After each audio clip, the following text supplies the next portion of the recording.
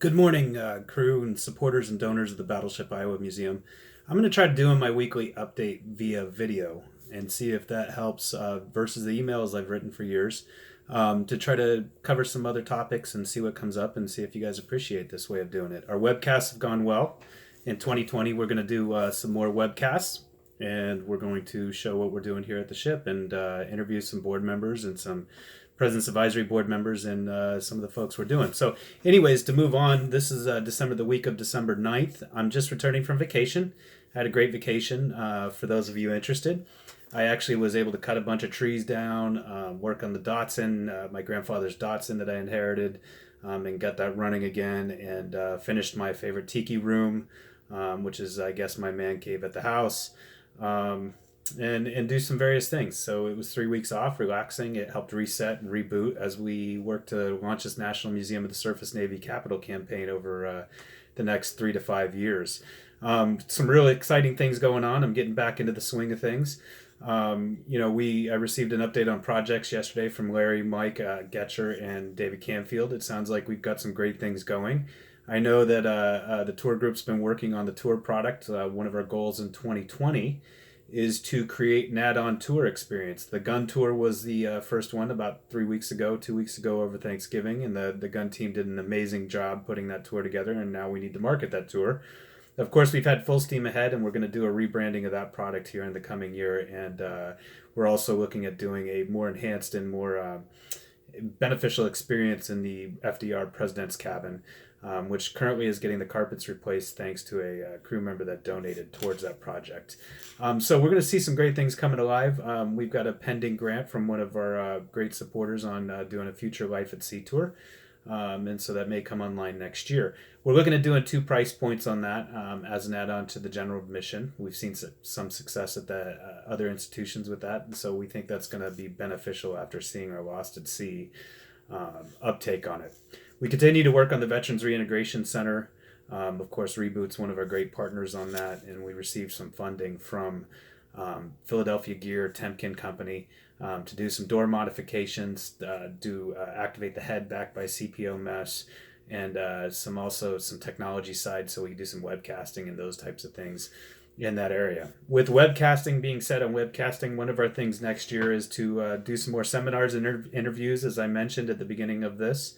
That webcasting is going to, I think, be a big thing. So for those of you on the crew, a shout out to get involved on the webcasting side. I'd like to see us put together a team of 3 to 5 folks that would be webcast hosts that can help arrange the schedules, arrange the interview times, and even interview them. So if you've ever wanted to be part of your own TV studio, I think this is an opportunity to spin up our TV studio type of thing on board the ship, but with webcasting and move forward in technology and keep our great supporters, donors, and crew across the country involved. We're going to start seeing a big pickup in some of those supporters with our peer-to-peer program, our plank owner program that the David and the team is working on for a rollout January 1st for the National Museum, in which Mike Shatinsky and myself are traveling to DC to announce that program at the Surface Navy Association conference the second or third week of January, and we're excited to go to that. We're also looking to hire an education director. Our Day of Discovery program, which is presented and sponsored by Marathon Petroleum, has shown some great success. It's time for us to bring in an education director, and we've moved Craig Post, of course, over to the tour, focus more on the tour and the guest services side. So we've got a few candidates that we're in final interview stages on. And Mike Getcher and the team's doing a great job finding that person that could help ramp up our education programs and grow that program to the level we would like to. Um, we're also working on Gravely programs and Black History Month programs in February. One of our board members, Tanya Acker, is the chair of that program, along with Dr. Barbara Shannon and Amy Gratt and some other folks that are helping support that program. And I think we're going to do some pretty neat things to engage students and the community in February on that. We have a board meeting on Monday. Some of the board's going to be coming to town this coming Monday, followed by a capital campaign committee meeting. Both of those will be in the CPO mess on Monday. And we'll be discussing some topics on where we're going and how to further engage the board, grow our board, and grow the President's Advisory Board, and raise that necessary funding for the capital campaign. A big shout out to our Tuesday Giving Tuesday donors. We've had some great long-term donors and supporters and crew members that have come in and donated on Giving Tuesday to help us satisfy that matching gift from Facebook. So a big shout out and a big thank you to you guys for making that happen. Of course, we're getting ready for Sunday, the holiday party on Sunday at one of our great supporters, Kip Cypress and his wife Amy and their family have been great supporters of ours. They've helped support the wood decks and some of the resources we need here at the ship to continue being sustainable. He's become a great friend of mine, and that they are a great family that wanted to show you how much they appreciate your work every day aboard the ship as a crew. He's got an amazing shop, museum type of style with a lot of historic cars and wonderfully restored cars in it. Of course, we held back the address until now. So if you're on the crew and you're part of that party, you will be getting the address shortly of where to go for that party.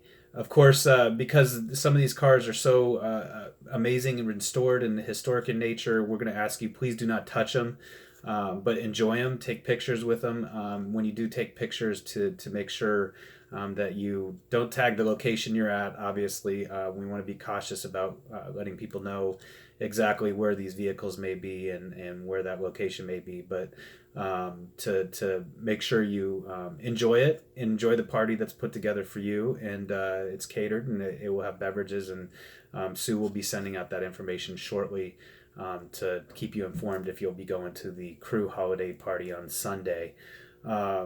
Once again, a big shout out and thank you to Kip and Amy and their family for helping put that together. And also, the last thing I'll be doing is prepping for the LA Fleet Week presentation at the Port of Los Angeles next Thursday. We're going to be presenting on the success of Fleet Week and what the reason for Fleet Week or what the goals of Fleet Week are in benefiting the community and how it benefits the community. We're going to need some strategic speakers that we're recruiting right now to come talk about that. So we'll be also presenting on it and supporting that effort to show how Fleet Week's a great thing for the San Pedro community. With that said, I'm at 7.5 minutes. I hope you enjoyed the video chat or the video presentation more than the written presentation, and we'll see where this goes. Let me know, give me some comments, and let me know if this is something you like. My email is jwilliams@labattleship.com, and I look forward to hearing from you. Thank you all. Have a great week.